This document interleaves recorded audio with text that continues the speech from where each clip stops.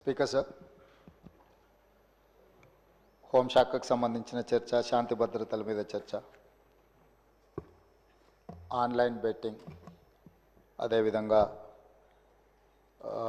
ఈ బెట్టింగ్ యాప్లు, అదేవిధంగా ఆన్లైన్ రెమ్మీ, వీటికి సంబంధించిన విషయాల మీద కంటిన్యూస్గా సభలో చర్చ జరగడం, బయట ఆందోళనకరమైన పరిస్థితులు ఉండడం, సిద్దిపేట శాసనసభ్యులు హరీష్ రావు గారు ఆన్లైన్ బెట్టింగ్ మీద, అదేవిధంగా ఈ బెట్టింగ్ యాప్ల మీద, ఆన్లైన్ రమ్మీ గేమ్ల మీద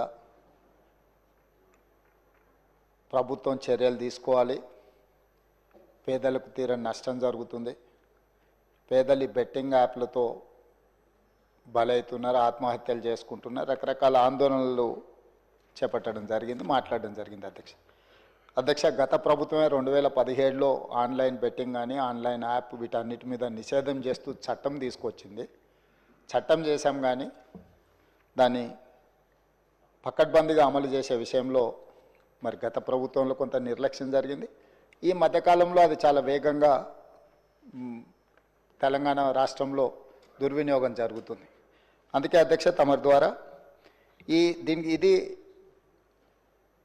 పక్క రాష్ట్రాలు, దేశము, ఇతర దేశాలు ఈ నేరం ఒక రకంగా అంతర్జాతీయ స్థాయిలో, రాష్ట్ర స్థాయి నుంచి మొదలు పెడితే అంతర్జాతీయ స్థాయి వరకు వివిధ రకాల సంస్థలు, వ్యక్తులు, రకరకాల దేశాలకు సంబంధించిన నేరగాళ్ళు అందరూ కూడా ఇందులో పాల్గొంటున్నారు.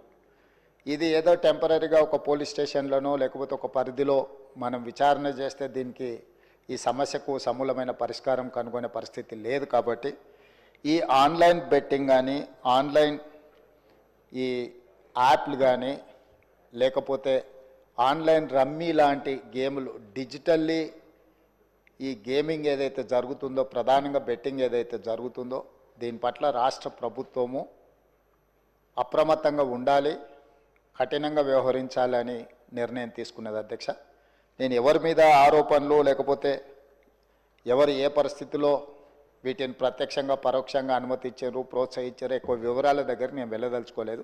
రాష్ట్ర ప్రభుత్వం స్పష్టంగా బెట్టింగ్ యాప్లు కానీ, ఆన్లైన్ బెట్టింగ్ కానీ, ఆన్లైన్ రమ్మీ గేమ్లను పట్ల అప్రమత్తంగా ఉండడమే కాదు, కఠినంగా వ్యవహరించాలని ఈరోజు రాష్ట్ర ప్రభుత్వం నిర్ణయం తీసుకున్నది. దీన్ని నిరోధించడానికి, నిషేధించడానికి, అవసరమైన చర్యలు తీసుకోవడానికి ఒక స్పెషల్ ఇన్వెస్టిగేషన్ టీం, వీలైతే సిబిసిఐడి కానీ లేకపోతే అధికారులతో సమీక్ష చేసిన తర్వాత ఒక స్పెషల్ ఇన్వెస్టిగేషన్ టీంను వేసి కఠినంగా వ్యవహరించాలని చెప్పి ఈరోజు రాష్ట్ర ప్రభుత్వం నిర్ణయం తీసుకున్నది. అధ్యక్ష, అదేవిధంగా గతంలో చేసిన చట్టంలో దీంట్లో ప్రధానంగా 2 సంవత్సరాల కంటే మించి శిక్ష కూడా లేదు.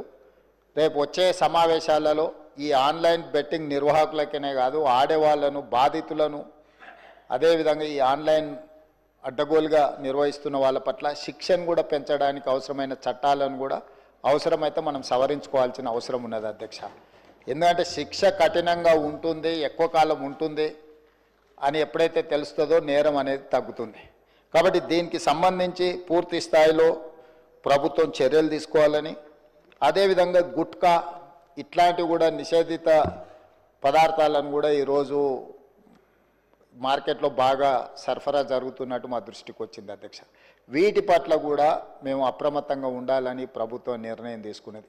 అందుకే ఆన్లైన్ బెట్టింగ్, ఆన్లైన్ యాప్లు, అదేవిధంగా ఆన్లైన్ రమ్మీ ఈరోజు నిన్న మీరు టీవీలలో, పేపర్లలో పోలీసులు కేసులు నమోదు చేసి వాటికి ప్రచారం కల్పించిన వాళ్ళను పిలిచి పోలీస్ స్టేషన్లలో విచారించడం జరిగింది. వాటికి ప్రచారం కల్పించే వాళ్ళను పోలీస్ స్టేషన్లో పిలిచి వాళ్ళను విచారించడం ద్వారా ఈ సమస్యకు పరిష్కారము శాశ్వతంగా దొరకదు.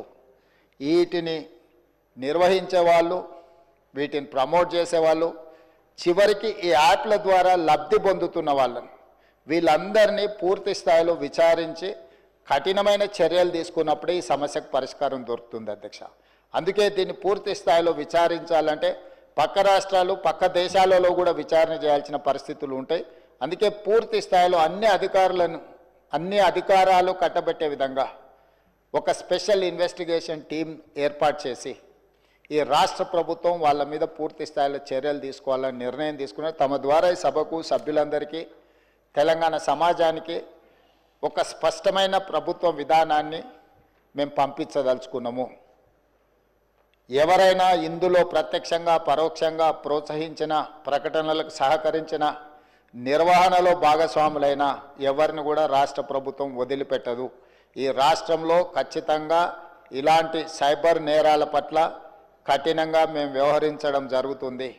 రాష్ట్ర ప్రభుత్వం అప్రమత్తంగా ఉంటుంది, ఇలాంటి నేరగాళ్ల పట్ల కఠినంగా వ్యవహరిస్తుంది.